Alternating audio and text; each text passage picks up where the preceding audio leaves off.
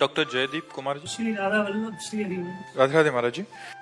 महाराज जी, आपके सत्संग सुनकर मैं, मेरी पत्नी, मेरा बेटा प्रतिदिन राधा नाम जपने का अभ्यास करने लगे हैं। महाराज जी, जीवन में कभी कभी ऐसे रिश्ते नाते आते हैं जिन्हें हम सच्चा प्यार और आदर देना चाहते हैं, लेकिन उनसे केवल घृणा एवं निरादर ही मिलता है। ऐसे समय में दिल दुखता है। हम अपने मन को शांत उस समय कैसे रखें? भगवान का स्मरण करके, भगवान का स्मरण करके, क्योंकि यहाँ कोई सच्चे हृदय से प्यार करना नहीं चाहता।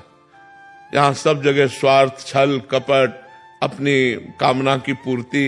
यहाँ सच्चे हृदय वालों का आदर नहीं है।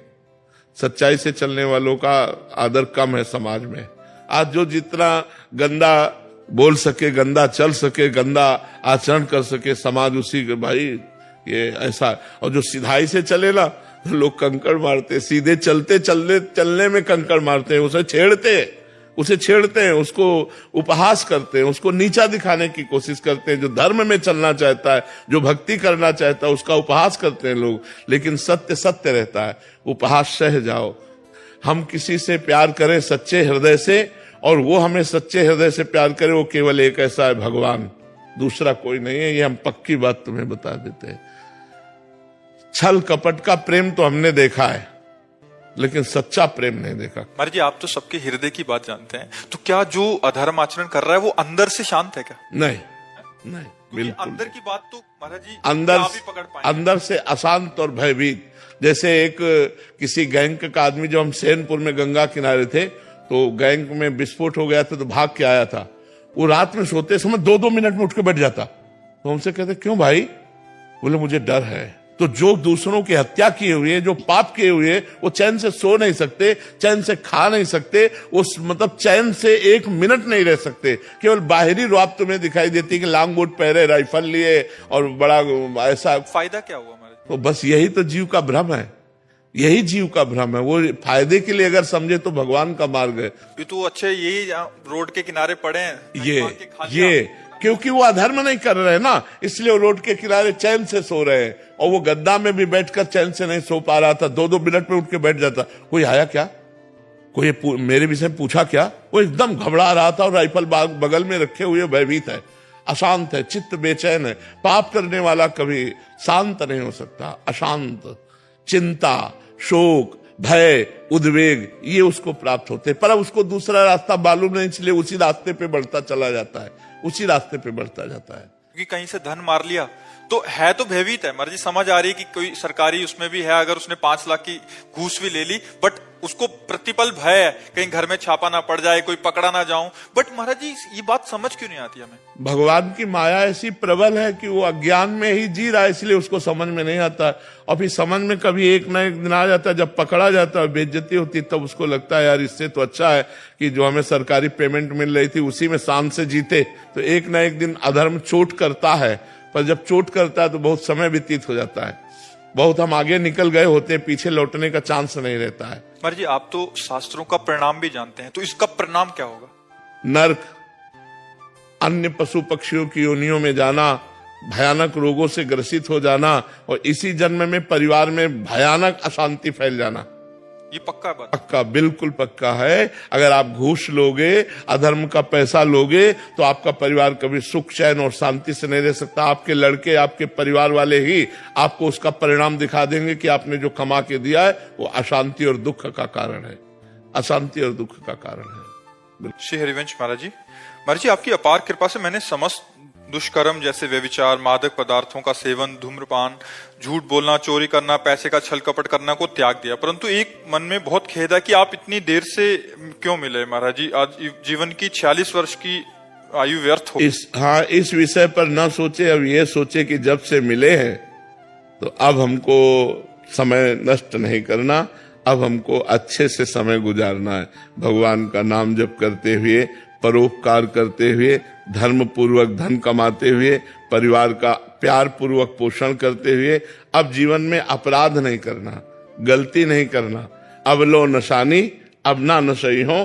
तो जितनी श्वासें हैं, जितना आपका समय है, वही भगवत प्राप्ति के लिए पर्याप्त है। उसी से भगवान की प्राप्ति हो जाएगी। हमें जो समय अब मिला है, हम जग गए तो अब हमसे गलती ना होने पावे, ये सबसे बड़ी बात है। पीछे जो भूत गया उसको तो छोड़ो, अब भविष्य की चिंता को छोड़ो, वर्तमान को संभाल लो। वर्तमान को भगवान नाम जप में, वर्तमान को परोपकार में, वर्तमान में दूसरे की सेवा करो, इसी से तुम्हारा मंगल हो जाएगा। अंजू जिंदल जी। राधे राधे महाराज। महाराज जी आपके चरणों में कोटि कोटि प्रणाम। महाराज जी मेरे प्रश्नों के सारे उत्तर तो आप अपने आप ही दे देते हैं, मुझे तो सिर्फ इतना पूछना है कि आपको मेरे और मेरे जैसे जितने भी लोगों का प्रश्न होता है उनका उत्तर और प्रश्न दोनों कैसे पता लग जाता है, क्योंकि सब यही कहते हैं कि हम प्रश्न सोचा और अगले दिन महाराज जी ने हमारे प्रश्न का उत्तर नहीं, इसमें मुख्य बात भगवान की है, जो हमारे भी हृदय में बैठे और आपके भी हृदय में बैठे हुए। तो आपके हृदय में कोई ऐसा प्रश्न हुआ और किसी ने आप प्रश्न कर दिया और उसका उत्तर आपको मिल गया, तो इसमें मुखिया भगवान हुए ना, मुख्य तो भगवान हुए। जो प्रश्नकर्ता से वही प्रश्न कराया जो सैकड़ों लोगों के हृदय में चल रहा था, और उत्तरकर्ता के हृदय में बैठ के उत्तर दे दिया। तो प्रश्नकर्ता और उत्तरकर्ता और श्रोता तीनों में मुख्य भगवान हुए कि नहीं हुए? तो भगवान का ही ये सारा खेल है। पर महाराज जी अगले दिन ही कैसे होता है कि प्रश्न का उत्तर अपने आप ही आ जाता है? हाँ, तो भगवान का ही खेल है, इसमें हमारा क्या खेल? हम तो कच्चा न पड़े, हमें तो कुछ ज्ञान नहीं है, भगवान ही सब बुलवाते हैं। अनन्या सिंह जी। राधे राधे महाराज। राधे राधे महाराज जी। महाराज जी ईमानदारी पे भी चलने पे कभी कभी कष्ट भोगने पड़ते हैं, और क्या ये प्रारब्ध हम अपने अच्छे और सच्चे कर्म से सही नहीं कर पा रहे? नहीं नहीं, इसमें वर्तमान के सत्य मार्ग में चलने की कमी का कोई प्रमाण नहीं होता। इसमें होता हम सत्य चल रहे हैं, लेकिन इस समय हमारा बुरा प्रारब्ध चल रहा है। तो देखा जाता है कभी कभी धर्मात्मा पुरुष दुख भोगते हुए और पापात्मा पुरुष सुख भोगते हुए। तो पापात्मा पुरुष का उस समय पुण्य चल रहा है, तो पुण्य फल से वो सुख भोग रहा है, और वो पाप का फल चल रहा है, इसलिए धर्मयुक्त चलने पर भी उसे दुख भोगना पड़ रहा है। लेकिन विजय धर्मात्मा की होगी, पापात्मा का नाश होगा। जैसे कुछ समय तक 12 वर्ष का वनवास, 1 वर्ष का अज्ञातवास पांडवों को भोगना पड़ा, और सम्राट पद पर दुर्योधन बैठे खूब फूला, लेकिन अंत में हस्तिनापुर नरेश महाराज युधिष्ठिर हुए और कौरवों का सम्यक विनाश हुआ। तो पापात्मा पुरुष कभी कभी सुखी देखा जाता है वो अपने पुण्य बल से, और जब उसका पुण्य क्षीण हो जाएगा और वर्तमान का पाप और पुराना पाप जुड़ेगा, तब वो ब्लास्ट हो जाएगा, तब वो नष्ट हो जाएगा। तो हमें चाहिए धर्म से ही चलना चाहिए, भले दुख मिले तो हमारे पूर्व पाप का परिणाम है, उसे हम भोग लेते हैं, आगे हमारा मंगल होगा। ये पक्का निश्चित बात है, इसमें कोई भी संशय नहीं है।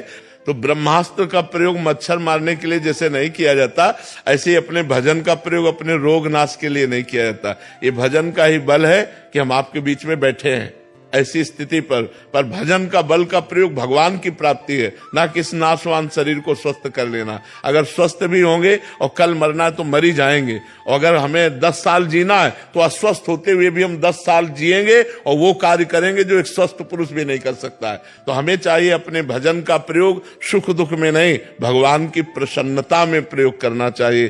तो भगवान प्रसन्न हो गए तो जा पर कृपा राम की हुई, ता पर कृपा करे सब कोई, सब मंगल हो जाएगा, सब आनंद हो जाएगा। मनोज गांधी जी करनाल से। महाराज जी आपके चरणों में कोटि कोटि प्रणाम। महाराज जी जीवन में कभी किसी का गलत नहीं किया, हमारे पास मौका भी आया गलत करने का, फिर भी नहीं किया, पर लोग अपना समय आते ही अपना रंग दिखा देते हैं, हमारे साथ गलत कर देते हैं, उन्हें हमें जवाब कैसे देना चाहिए? नम्रता पूर्वक गलत न करते हुए। यदि आप सत्संगी हैं, आप विवेकी हैं, तो आप तो गलत कीजिएगा मत, और आपके साथ जो गलत होता है उसे सह लीजिएगा। आप अच्छा कीजिएगा तो आपकी उन्नति हो जाएगी, लौकिक और पारलौकिक दोनों उन्नति हो जाएगी। सांसारिक उन्नति भी हो जाएगी और भागवतिक उन्नति हो जाएगी।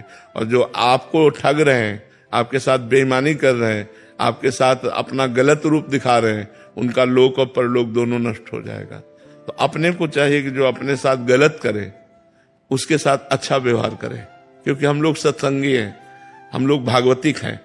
तो जैसे किसी ने बहुत गरमबाजी दिखाई दी, गाली दे रहा है, अपमानित कर रहा है, तो शांत होकर वहां से निकल जाओ।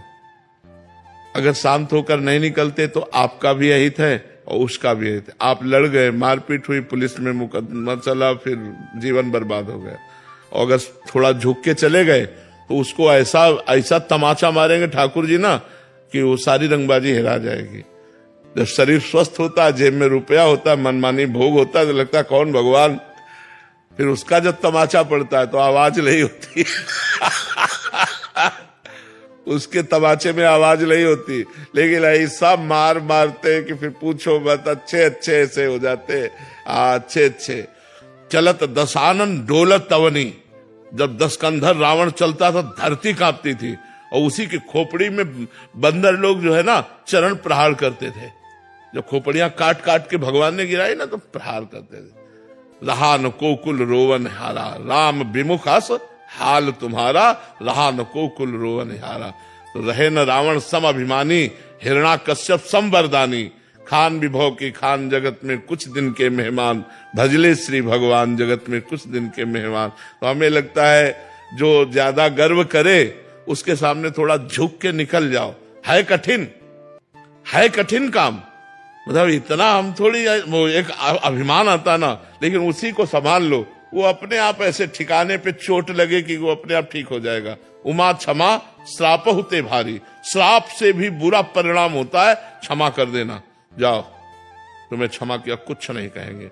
अब वो उसके ऊपर जो कार्यवाही होगी ईश्वर की, वो बहुत जोर की होगी। इसलिए मुझे लगता है अपने लोगों को, सत्संगियों को, सबके बल की बात नहीं है, सत्संगियों की बल की बात है, तो मुस्कुरा कर टाल दिया बात। अब वो बात जो फलीभूत होगी तो वो उसके ऊपर होगी, आपका तो मंगल हो जाएगा। पर है कठिन बात है जब हमें कोई गाली दे रहा हो और हम वहां से निकल जाए चुपचाप। ऐसा एक गाली सुन लेंगे तो शांति ही सबसे बड़ी बात है, नहीं तो अगर हम झगड़ा करेंगे तो फिर पुलिस का केस दोनों के ऊपर बनेगा। तो हमें लगता है अपने परेशानी को बचाने के लिए, अपने को उन्नतिशील करने के लिए हर जगह से अपने को बचाना चाहिए। साक्षी मिश्रा जी इंदौर से। राधे राधे महाराज जी, आपके चरणों में कोटि कोटि प्रणाम। गुरुदेव भगवान, भक्ति और भाव के बीच क्या फर्क है? दोनों में ज्यादा भक्ति साधन है और उस साधन का फल भाव है, अलग नहीं है। भाव भक्ति का ही फल भाव है। जब भाव आ जाता है तो भगवान की प्राप्ति के नजदीक होता है। भाव बिन सुनी पुकारे मैं कभी सुनता नहीं, और भाव प्रेरित तेर ही करती मुझे लाचार है। भाव से मुझको बजे तो भाव से बेड़ा पार है। भाव आ गया तो फिर क्या है? भक्ति का साधन है, भक्ति साधन है, और भक्ति का फल है ये भाव। भाव आ गया तो भाव में डूबा हुआ जब भगवान को पुकारता है या भगवान को भोग लगाता है या भगवान की जो भी सेवा करता है वो प्रेममयी सेवा होती है। भाव का भूखा हूं मैं और भाव ही एक सार है। भाव से मुझको भजे तो भाव से बेड़ा पार है। भाव बिन सुनी पुकारे मैं कभी सुनता नहीं, भाव प्रेरित तेर ही करती मुझे लाचार है। तो वो भाव आना कठिन है ना, साधन करो धीरे धीरे आ जाएगा, असंभव नहीं है, कठिन है। देखो भाव से सबरी जी बेर चख कर भगवान को पवाया तो भगवान अखिल लोक ब्रह्मांड नायक विश्व का भरण पोषण करने वाले भगवान सुदामा के हाथ से तंदुल छीन कर खाते हैं।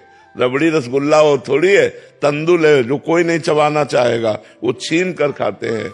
विदुरानी के हाथ से छिलका खाते हैं। ये क्या है? भाव। ये है भाव। वो भाव में उनको होश ही नहीं, गूदा फेंक देती, छिलका मुंह में लगा देती। भगवान छिलका बड़े भाव से पा रहे हैं, विदुरानी जी के केले का छिलका। तो भाव एक बहुत बड़ी वस्तु है। भाव मिल गया तो भगवान मिल गए।